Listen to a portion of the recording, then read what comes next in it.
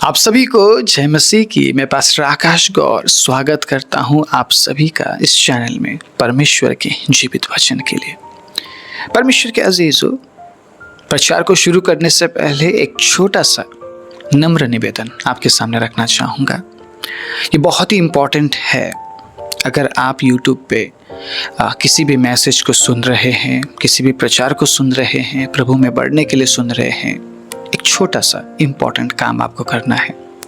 अगर आपको प्रभु छूता है आज के संदेश के माध्यम से, अगर प्रभु आपसे बात करते हैं तो कृपया लाइक करना मत भूलिए। आपका लाइक इस मैसेज के लिए बहुत इम्पोर्टेंट है। ऐसा क्यों, वो भी मैं बताता हूँ। अगर आप लाइक करते हैं तो YouTube को लगता है ये वीडियो अच्छा है और YouTube अगले 10 लोगों तक इस संदेश को पहुंचाता है। उसके बाद जब वो लाइक करते हैं फिर YouTube आगे पहुंचाता है। सो अगर आप चाहते हैं कि आपकी तरह ये संदेश औरों तक भी पहुंचे तो आपको क्या करना है, शेयर करने से भी बढ़कर लाइक करना है, चैनल को सब्सक्राइब करना है और इस वीडियो को शेयर करना है ताकि सत्य वचन फैलता रहे। आमीन, हालेलुया। वचन के अकाली के समय में अगर आप सत्य वचन को फैलाने का काम करेंगे, मुझे विश्वास है प्रभु आपके संग रहेंगे, आपको आशीष देने के लिए, आपको सुरक्षा देने के लिए और सबसे बड़ी बात परमेश्वर के अजीजों, आपको अपने राज्य के लिए तैयार करने के लिए। आज के संदेश के जरिए मैं एक बहुत ही महत्वपूर्ण बात आपके बीच में रखने जा रहा हूँ, जिसको वाकई में परमेश्वर के अजीज अगर आप बड़े ध्यानपूर्वक सुनते और समझते हैं तो मैं विश्वास करता हूँ आप एक ऐसे जीवन में प्रवेश करेंगे जिस जीवन के लिए वाकई में हमें चुना गया है। हालेलुया। परमेश्वर ने कभी भी अपने लोगों के बारे में ये नहीं चाहा कि परमेश्वर के लोग हारे हुए अवस्था में रहे। परमेश्वर ने हमेशा अपने लोगों को जीत दिलाने की कोशिश की है। परमेश्वर ने हमेशा अपने लोगों को, परमेश्वर के अजीजों, अच्छे पदों में लाने की कोशिश की है। परमेश्वर ने हमेशा अपने लोगों को आशीषित बनाने की कोशिश की है और एक जयवंत जीवन देने की कोशिश की है। लेकिन क्या हम प्रभु में जयवंत जीवन जी रहे हैं या आज भी परमेश्वर के अजीजों हम गुलाम बने बैठे हैं? या आज भी हम परमेश्वर के अजीजों दबे हुए चल रहे हैं? या आज भी हम शैतान के जरिए चलाए जा रहे हैं और शैतान हम पर हुकूमत कर रहा है? क्या ऐसा है क्या? प्रभु का वचन कहता है कि मैंने तुम्हें एक ऐसा जीवन दिया है जिस जीवन में तुम जयवंत से बढ़कर हो। लेकिन क्या मैं एक जयवंत जीवन जी रहा हूं? क्या मसीह को पाने के बाद भी मैं जयवंत जीवन जी रहा हूं या मसीह को पाने के बाद भी मैं एक ऐसा जीवन जी रहा हूं जो जीवन हारा हुआ जीवन है? शैतान चाहता है कि हम हारे हुए अवस्था में रहे, हारा हुआ जीवन हम जिए, हम कुछ ना कर सके। परमेश्वर के अजीजों, शैतान जानता है कि अगर हम जयवंत जीवन जिएंगे तो हम परमेश्वर के राज्य में प्रवेश करेंगे और वो ये नहीं चाहता है, नहीं चाहता है। वो ये जो दुष्ट है, जो दुष्टता में दिन रात रहते हैं, वो कभी भी परमेश्वर के अजीजों अच्छे लोगों को नहीं देख सकते हैं। उसी प्रकार शैतान परमेश्वर के लोगों को नहीं देख सकता है। मैं यहाँ पर सारी बातें शैतान पर नहीं डाल रहा हूँ, लेकिन आपको ये याद रखना है कि आपका विरोधी कोई इंसान नहीं है, आपका विरोधी शैतान है। इंसान को आप देखते हैं कि इंसान आ रहा है और आपके साथ बुराई कर रहा है, लेकिन शैतान दिखता नहीं है। प्रॉब्लम ये है, शैतान दिखता नहीं है। शैतान कभी भी किसी भी तरीके से काम कर सकता है। आप समझिए इस बात को। शैतान कभी भी किसी भी तरीके से विश्वासी पर अटैक कर सकता है। सो ये एक बहुत ही गहरा और ध्यान देने वाला विषय है कि शैतान हमारा विरोधी है और शैतान दिखता नहीं है। इसीलिए हमें सतर्क रहने की जरूरत है। सतर्कता इसलिए ज़रूरत है परमेश्वर के अजीजों, सतर्कता इसीलिए ज़रूरी है कि शैतान नहीं दिखता है। अगर वो दिखता तो हम कहीं ना कहीं उपाय निकाल लेते उससे बचने की। वो नहीं दिखता है, इसीलिए हमें सतर्क रहने की ज़रूरत है। कभी भी कुछ भी हमारे सामने आ सकता है। सो इसीलिए जयवंत जीवन जीने के बारे में बोला गया है। मैं पाप करता रहूंगा तो मैं हारा हुआ मैं जीवन जीऊंगा। आप समझ रहे इस बात को? आप पाप करते रहेंगे, आप हारे हुए महसूस करेंगे और आप कभी भी जयवंत जीवन को लेकर आप आगे नहीं बढ़ पाएंगे, क्योंकि आप पाप कर रहे हैं और आप हमेशा गिल्टी में जिएंगे कि मैं गलत कर रहा हूं, मुझसे गलत हो रहा है। और जो विवेक प्रभु ने दिया है ना परमेश्वर के अजीजों, वो विवेक आपको जीने नहीं देगा। वो विवेक हमेशा आपसे सवाल करेगा, क्या जो प्रभु ने जो जीवन तुझे दिया है उस जीवन में क्या तू फेथफुल है? कई बार आपका विवेक आपसे पूछता होगा, आपका विवेक आपसे पूछता होगा, लेकिन क्या आप जवाब दे पाते हैं अपने विवेक को? कुछ तो रखा है ना प्रभु ने अंदर, रखा है कि नहीं? कुछ तो ऐसा रखा है परमेश्वर के अजीजों जो हमें सवाल करता है। आप समझिए इस बात को। आप गलत करने जा रहे होते हैं, आपके अंदर से एक जिज्ञासा आती है, अगर मैं इस गलत काम को करता हूं तो अंजाम क्या होगा? एक जिज्ञासा आता है आपके अंदर या मेरे अंदर, हमारे अंदर, मनुष्य जाति के अंदर। मनुष्य उस बात को इग्नोर कर देता है और जाके उस पाप को या गलत काम को करता है। इसीलिए वो एक गुलामी में जीता है, गुलामी में। वो गुलाम है अपने विचारों का, वो गुलाम है अपने स्वभाव का, वो गुलाम है अपने पाप करने वाले स्वभाव का, पापी स्वभाव का वो गुलाम है। और क्या परमेश्वर के अजीजों, वो एक जयवंत जीवन जी पाएगा? एक गुलाम जयवंत जीवन जी पाएगा? एक गुलाम हमेशा हारा हुआ जीवन जीता है। और यही आपके विरोधी का, आपके दुश्मन का मकसद है कि आप हारे हुए जीवन को जिए। लेकिन आज के संदेश के माध्यम से मैं आपके बीच में 3 बातें रखना चाहूँगा, जिन बातों को अगर आपने परमेश्वर के अजीज़ों ढंग से समझते हुए ग्रहण कर लिया तो जयवंत जीवन में प्रवेश करने से आपको कोई नहीं रोक सकता। एक जयवंत जीवन तो हमें पृथ्वी में मिलता ही है प्रभु यीशु मसीह पर विश्वास करने से, ठीक है, जो जीवन आज हम जी भी रहे हैं। लेकिन आज मैं उस लक्ष्य को पाने के बारे में बात करूंगा जिसके लिए परमेश्वर ने आपको बुलाया, मुझे बुलाया, हम सबको बुलाया। हालेलुया। ओके, सो एग्जाम्पल, उदाहरण के लिए, परमेश्वर ने आपको अच्छी नौकरी देने के लिए नहीं बुलाया है, राइट? परमेश्वर ने आपको डॉक्टर बनने के लिए नहीं बुलाया है, इंजीनियर बनने के लिए नहीं बुलाया है, या एक बहुत अच्छा पास्टर बनने के लिए नहीं बुलाया है, या प्रॉफिट बनने के लिए नहीं बुलाया है।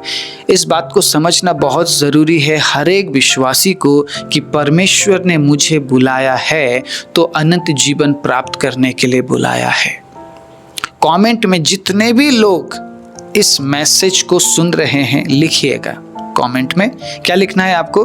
परमेश्वर ने मुझे अनंत जीवन पाने के लिए बुलाया है, ताकि आपका जो मकसद है वो आपको क्लियर दिखाई दे। परमेश्वर के अजीज, आपके सामने बहुत स्पष्ट रूप से आपका मकसद रहे।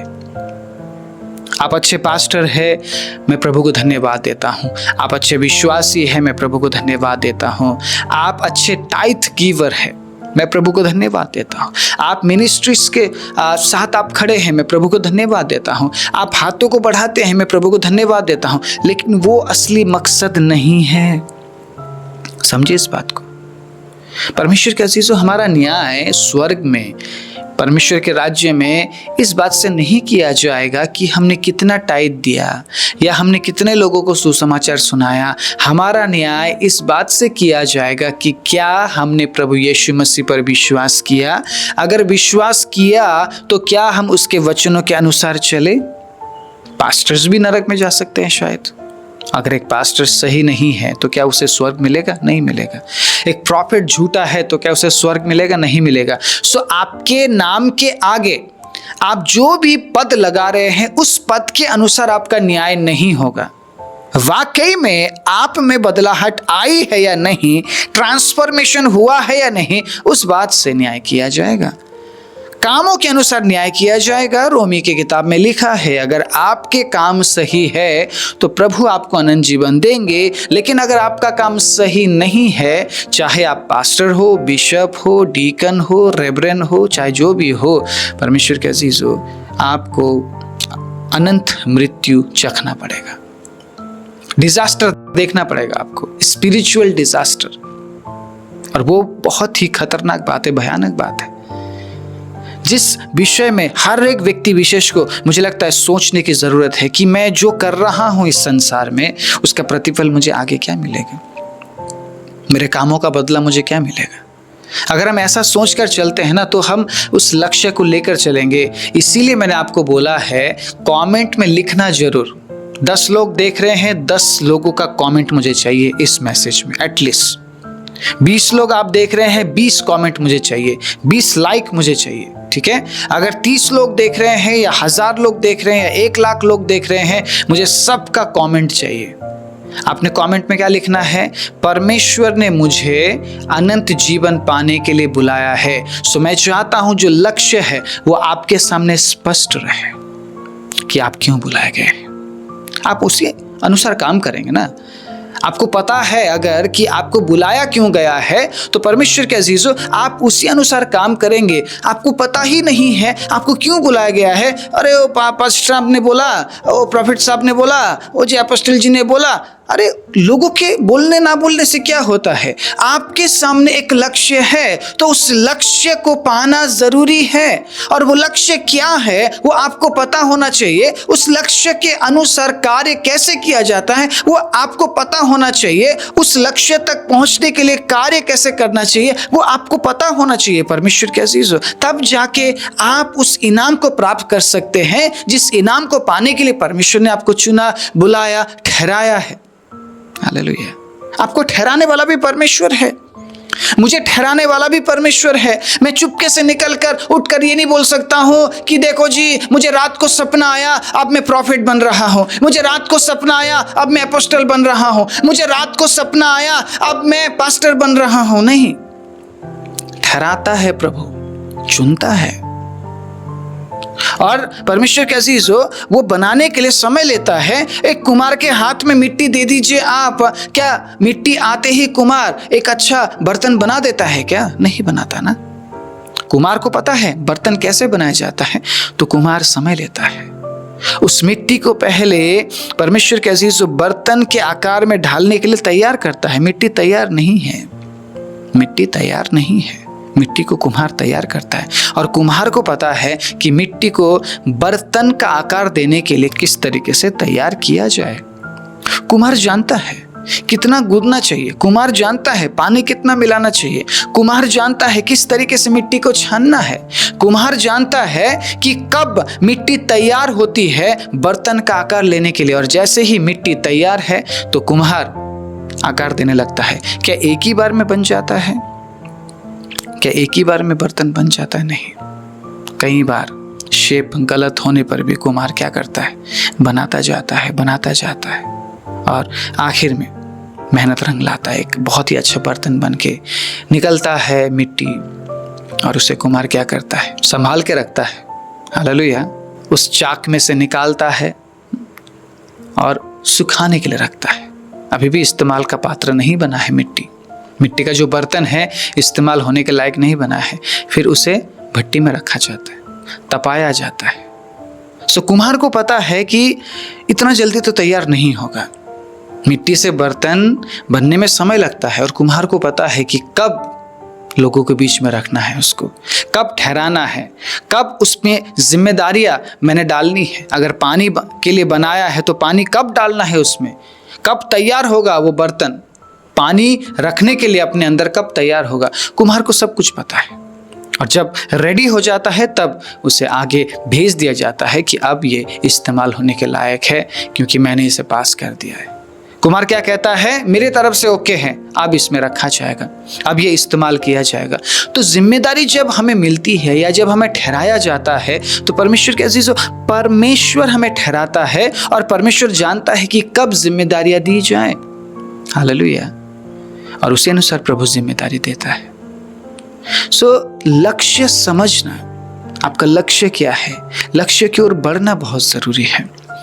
अपने आप को कैसे तैयार करें विजयी जीवन जीने के लिए, इस बारे में मैं बात करना चाहता हूं। और 3 पॉइंट्स को बहुत जल्दी मैं आपके बीच में रखूंगा। ये मैसेज बहुत ज्यादा महत्वपूर्ण क्यों है? क्योंकि ये बहुत ज्यादा प्रैक्टिकल होने वाला है मेरे और आपके जीवन के लिए। अगर हम प्रभु यीशु मसीह पर विश्वास करते हैं तो सबसे पहला पॉइंट, सबसे पहला पॉइंट समझिए इस बात को कि एक व्यक्ति अगर विजेता बनने जा रहा है या उसके अंदर ये इच्छा है कि मुझे जय प्राप्त करना है, ठीक है, मुझे विजय प्राप्त करना है या मुझे एक ऐसे जीवन में प्रवेश करना है जो जीवन एक विनर का जीवन है, लूजर का जीवन नहीं, मतलब विजेता का जीवन। आप जब स्वर्ग राज्य में प्रवेश करेंगे तो आपको क्या बोला जाएगा कि तू विश्वास योग्य है, तू जय पाया हुआ है। हालेलुया। और जय पाना आसान नहीं है, जीतना आसान नहीं है।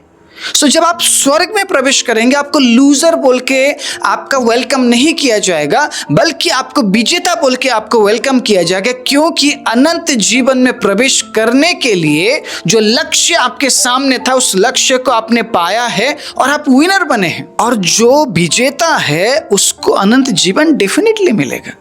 सो सबसे पहली बात जो मैंने आपके सामने क्लियर किया है, आपको इस बात को लेकर चलना है कि मेरे डॉक्टर बनने से मैं विजय नहीं बनूंगा, इंजीनियर बनने से विजय नहीं बनूंगा, मैं टीचर बनने से विजेता नहीं बनूंगा, मैं पास्टर बनने से विजेता नहीं बनूंगा, मैं प्रॉफिट बनने से विजेता नहीं बनूंगा। आपको ये अपने माइंड में लेकर चलना पड़ेगा। आप विजेता कब बनते हैं? जब आप परमेश्वर के राज्य में प्रवेश करते हैं। और परमेश्वर के राज्य में प्रवेश करने के लिए आपको क्या करना है? अपने लक्ष्य की ओर आगे बढ़ना है। आपका लक्ष्य डॉक्टर बनना, पास्टर बनना, प्रॉफिट बनना नहीं है। आपका लक्ष्य यीशु तक पहुंचना है। मेरा लक्ष्य यीशु तक पहुंचना है। तो सबसे पहला सेट द गोल। सबसे पहला पॉइंट क्या है? सेट द गोल या setting the goal. Setting the goal का मतलब है आपको क्लियर होना पड़ेगा आपके स्पष्ट को लेकर, आपके लक्ष्य को लेकर आपको बिल्कुल स्पष्ट होना पड़ेगा परमेश्वर के अजीजों कि मेरा लक्ष्य ये है। मेरा लक्ष्य पास्टर बनना नहीं है, मेरा लक्ष्य प्रॉफिट बनना नहीं है, मेरा लक्ष्य यीशु तक पहुंचना है।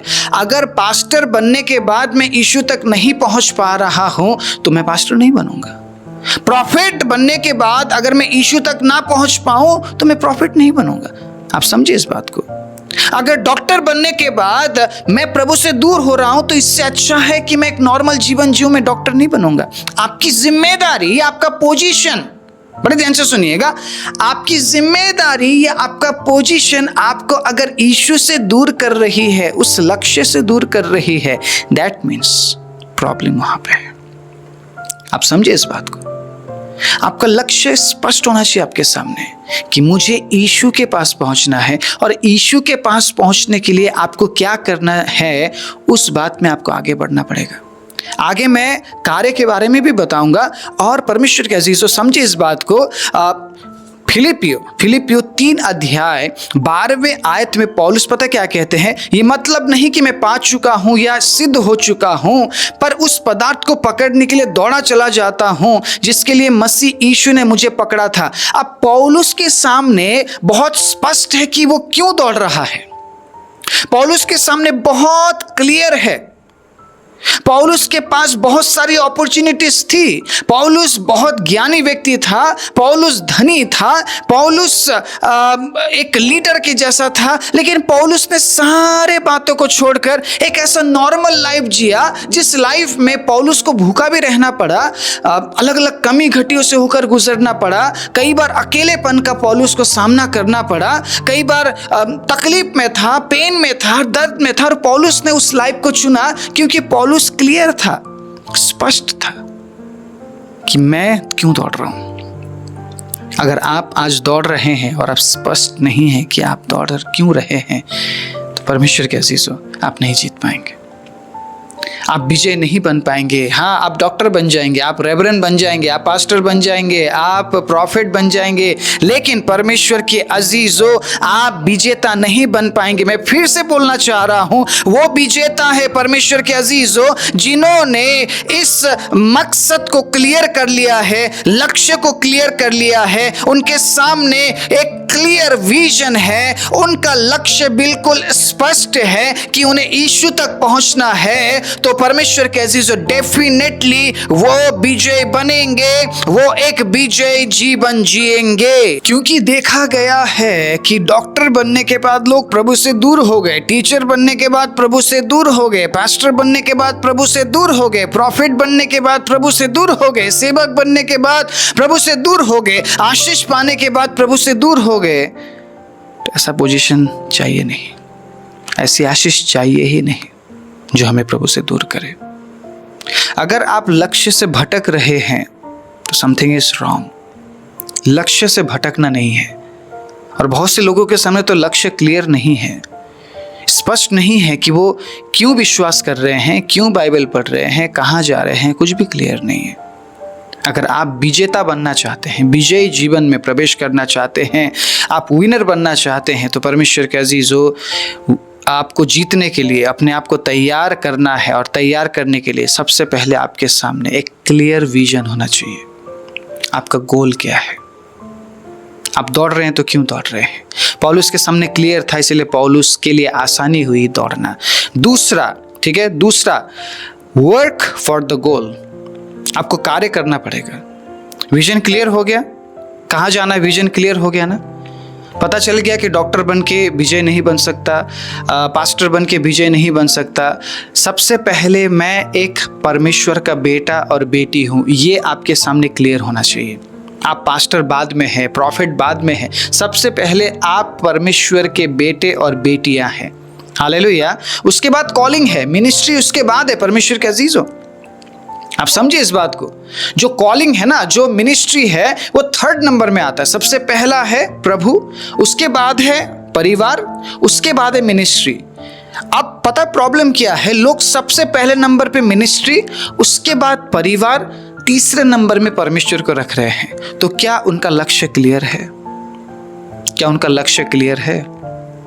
आप परिवार को अनदेखा कर देते हैं मिनिस्ट्री के चक्कर में, और आपका परिवार आपसे दूर हो जाता है, प्रभु से दूर हो जाता है, आपके बच्चे आपसे दूर हो जाते हैं, प्रभु से दूर हो जाते हैं। सो ये भी सही नहीं है। सबसे पहले नंबर पे आपने किसको रखना है? परमेश्वर को। दूसरे नंबर पे आपको रखना है अपने परिवार को। तीसरे नंबर में आता है मिनिस्ट्री।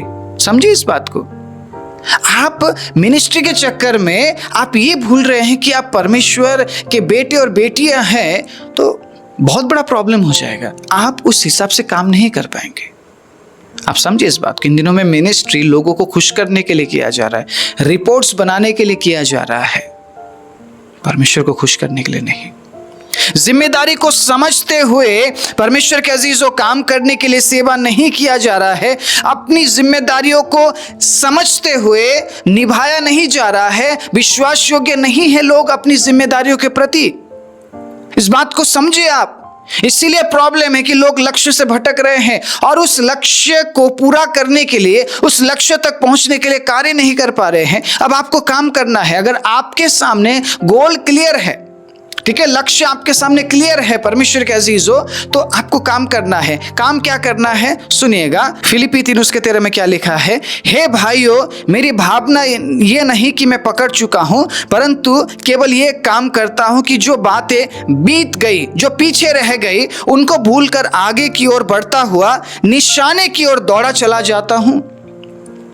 अब पौलुस कह रहा है कि मैं रुका नहीं हूं, मैं दौड़ रहा हूं अभी भी, लेकिन मुझे क्या करना चाहिए अब मुझे पता है, क्योंकि मेरे सामने मेरा लक्ष्य क्लियर है।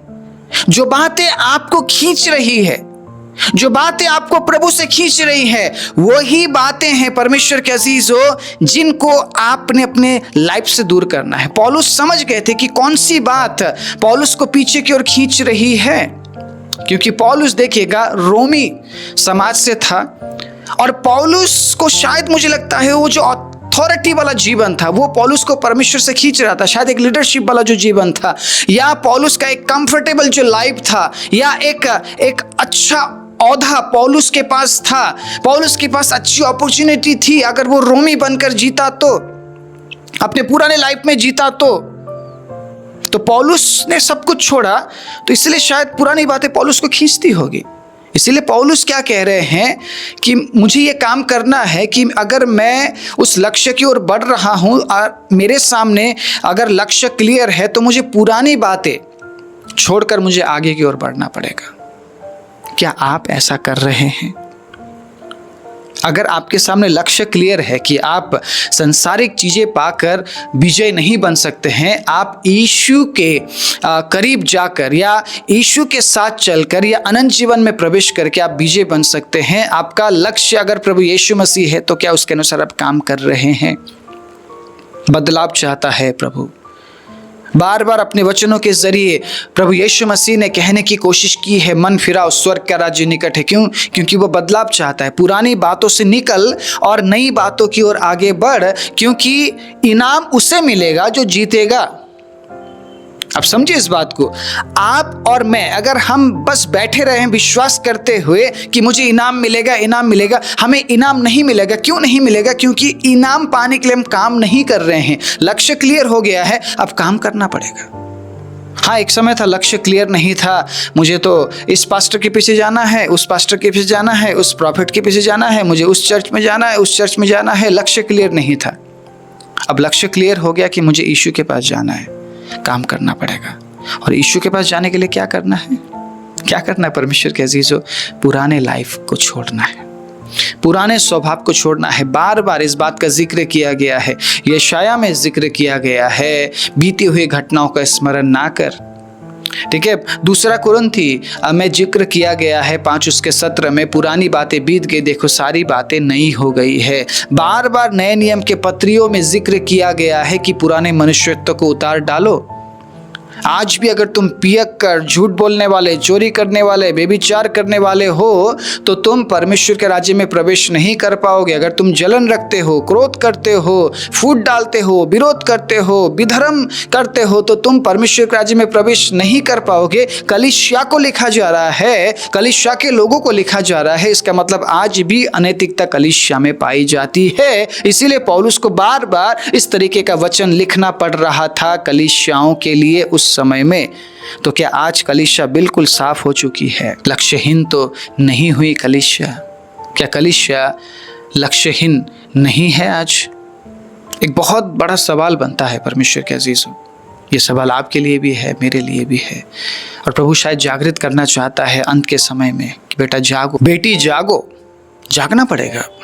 अगर हम सोए हुए अवस्था में बैठे रहेंगे तो परमेश्वर के अजीजों हम विजय जीवन नहीं जी पाएंगे। हमें काम करना पड़ेगा। Work out for the celebration, अपने उद्धार को पूरा करने के लिए हमें कार्य करना पड़ेगा। Praise the Lord, hallelujah.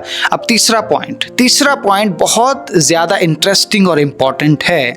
अब सुनिएगा, 1 कुरिन्थी 9:24 से क्या लिखा हुआ है। क्या तुम नहीं जानते कि दौड़ में तो दौड़ते सभी है, परंतु इनाम एक ही ले जाता है। तुम वैसे ही दौड़ो कि जीतो। अब अगेन यहाँ पर पौलुस दौड़ के बारे में बात कर रहे हैं। फिलिपियों में बोल रहे थे, कुरिन्थियों में भी बोल रहे हैं। ओके, सो अब मैं एक दौड़ने वाले व्यक्ति के बारे में कुछ बताऊंगा जिसने दौड़ में हिस्सा लिया है। अब अगर वो बगल वाले को हराने के लिए दौड़ता है तो वो इनाम तक नहीं पहुंच पाएगा। हालेलुया, क्लियर है ये बात? अगर आप दौड़ रहे हैं, ठीक है, आप उस दौड़ में शामिल है और आपके सामने जो इनाम है, अगर आपका लक्ष्य वो इनाम नहीं है परमेश्वर के अजीजों, आप अगर उस दौड़ने वाले को जो आपके साथ में या अगल बगल में दौड़ रहे हैं उनको हराने के बारे में परमेश्वर के अजीजों आप सोच रहे हैं तो आगे जाके आप गिर सकते हैं और शायद आप उठ नहीं पाएंगे, क्योंकि आपका लक्ष्य वो इनाम नहीं है। आपका लक्ष्य क्या है कि आप अगल बगल वाले को हराए, आप अगल बगल वाले के सामने अच्छा बने कि देखो मैं तुमसे अच्छा दौड़ रहा हूं। अगर हम इस मानसिकता में दौड़ रहे हैं या एक दौड़ने वाला इस मानसिकता में दौड़ रहा है कि वो अपने अगल बगल वाले को हराए, तो परमेश्वर के अजीजों वो इनाम जीत नहीं पाएगा। सो एक दौड़ने वाले को उस ट्रैक में बने रहने की जरूरत है जिस ट्रैक में वो दौड़ रहा है। तो यहां पे बात आती है स्थिरता की।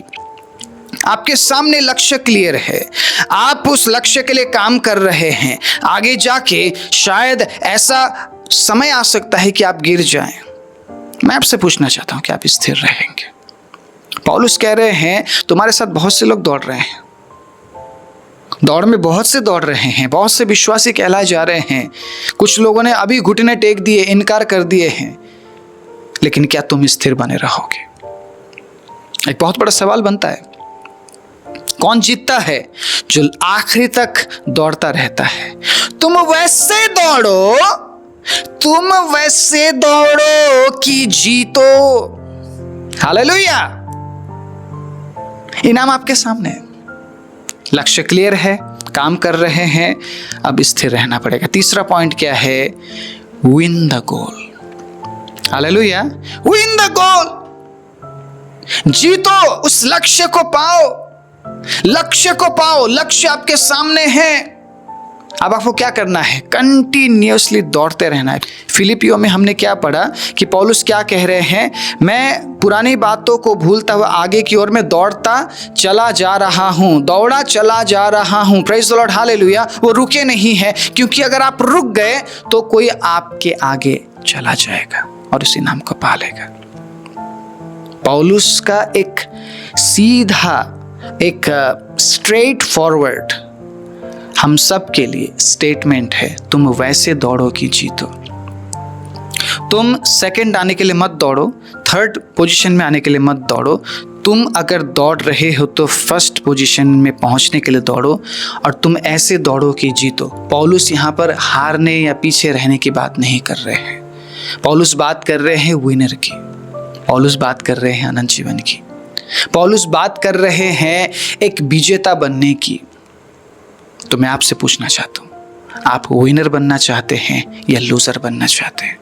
अगर आप विजेता बनना चाहते हैं, अगर आप विनर बनना चाहते हैं, तो आपको इन 3 बातों का ध्यान रखना होगा। लक्ष्य स्पष्ट होना चाहिए, लक्ष्य तक पहुंचने के लिए कार्य करना चाहिए, और इनाम पाने के लिए स्थिर बने रहना चाहिए। बहुत ज़रूरी है विश्वासियों के लिए। प्रभु ने छुआ है, इस मैसेज को दूसरों तक जरूर साझा कीजिएगा, क्योंकि आपके इस वीडियो को लाइक करने से, मैसेज को दूसरों को साझा करने से ये मैसेज दूसरों तक पहुंचेगा। परमेश्वर के राज्य के लिए आपका सहयोग मिलेगा, और शायद बहुत से लोगों तक एनकरेजमेंट पहुंचेगा कि वो विनर है, लूजर नहीं। Praise the Lord. सो जो कमेंट मैंने आपको करने के लिए बोला है, उस कमेंट को लिख कर ही जाइएगा, परमेश्वर ने मुझे अनंत जीवन पाने के लिए बुलाया है, ताकि आपके सामने हमेशा ये बात स्पष्ट रहे कि आप क्यों बुलाए गए हैं। अगर आप इस मिनिस्ट्री को सहयोग करना चाहते हैं तो परमेश्वर के अजीज़ इस चैनल को ज्वाइन करते हुए डिस्क्रिप्शन में दिए गए नंबर पे हमें सहयोग भेजते हुए आप हमें जरूर सहयोग कर सकते हैं। प्रभु आप सभी को आशीष दे। आइए प्रार्थना करें। प्रभु धन्यवाद देते हैं पिता, जितने भी लोग आज इस वचन को सुन रहे हैं, इस प्रार्थना में शामिल हैं, प्रभु डिक्लेयर कर रहे हैं अपने जीवनों से कि मैं लूजर नहीं, मैं विनर हूँ, मैं हारने वाला व्यक्ति नहीं बल्कि मैं विजेता हूँ। तो प्रभु इन 3 बातों के जरिए जो वचन आज उनके सामने रखा गया है, प्रभु आप उन्हें विनर बनने के लिए सहायता कीजिए। They are already winners lord, लेकिन प्रभु उन्हें दिखाना पड़ेगा, साबित करना पड़ेगा कि वो विनर है बोलकर। प्रभु आप उनकी अगुवाई कीजिए पिता।